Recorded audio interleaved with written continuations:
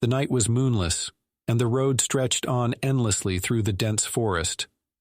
John gripped the steering wheel tightly, his knuckles turning white as he navigated the winding, desolate highway. Beside him, Sarah stared out into the abyss of the night, her face pale with anxiety. "I can't believe we're doing this," she muttered, her voice barely audible over the hum of the engine. John glanced at her, his eyes reflecting the same uncertainty. "It'll be an adventure," he said, trying to sound more confident than he felt.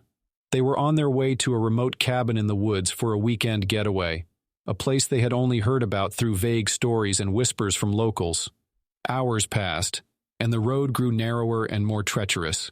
The thick forest pressed in on either side, casting eerie shadows that seemed to dance in the periphery of their vision.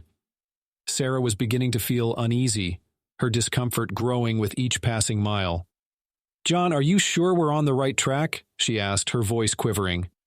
John checked the GPS, his brow furrowing in confusion. "It says we're on the right path, but this road doesn't look like it's been used in years." As if on cue, the car sputtered and came to a sudden halt, its engine emitting a pitiful groan before falling silent. John tried the ignition several times to no avail. They were stuck in the middle of the night, far from any signs of civilization. Panic began to set in as the reality of their situation sank in. Sarah clutched John's arm, her eyes wide with fear. "What do we do now?" John swallowed hard, his mind racing for a solution. "We can't stay here. We'll have to walk back to the last town we passed through. It's our only chance." With flashlights in hand, they set off on foot, leaving the dead car behind. The forest seemed to close in around them as they walked, the darkness swallowing them whole. The only sounds were the crunch of leaves beneath their feet and the distant hoot of an owl. They walked for what felt like hours, the path twisting and turning as they tried to retrace their steps. But the forest played tricks on them, shifting and changing, making it impossible to find their way back. Fear gnawed at their insides as they realized they were lost. Exhausted and disoriented, they stumbled upon a clearing deep in the woods.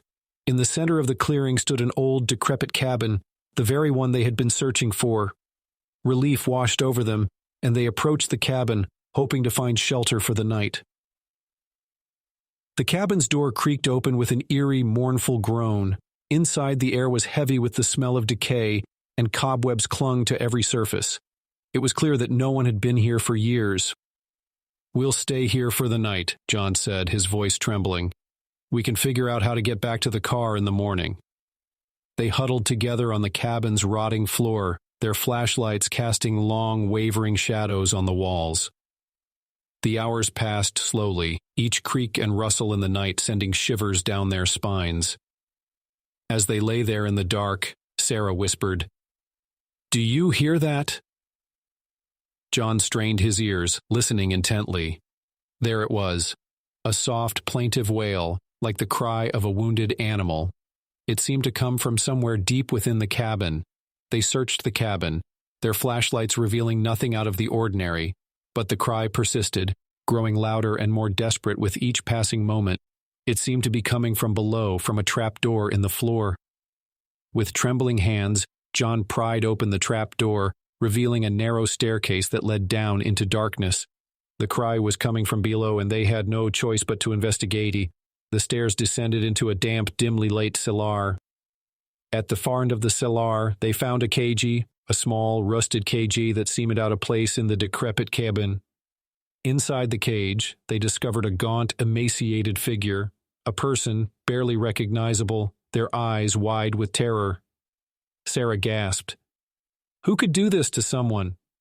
John approached the cage, his heart pounding in his chest. He realized that the person inside was muttering something under their breath, a chant that sent a chill down his spine. They did this to themselves, the figure whispered, their voice barely audible. They summoned it. Suddenly, the floor beneath them trembled, and the walls of the cellar seemed to close in around them. The figure in the cage grew silent, their eyes locking onto something behind John and Sarah. They turned to see a grotesque, shadowy figure emerging from the darkness, a creature that defied description, its form constantly shifting and changing. It was the source of the cry, the source of the chant, and the source of the terror that now enveloped them. With a scream, Sarah pushed John aside and bolted for the stairs. But it was too late. The creature reached out with elongated skeletal fingers and wrapped them around her throat, squeezing the life out of her. John watched in horror as Sarah's lifeless body crumpled to the ground. The creature turned its empty gaze on him, and he knew that his fate was sealed. As the creature closed in, John's mind raced. He remembered the chant, the one the figure in the cage had muttered. With his last ounce of strength, he began to repeat the words, his voice shaking but determined. The creature recoiled, its form writhing in agony as the words of the chant filled the air. It retreated into the darkness, vanishing as quickly as it had appeared. John was left alone in the cellar, surrounded by death and darkness.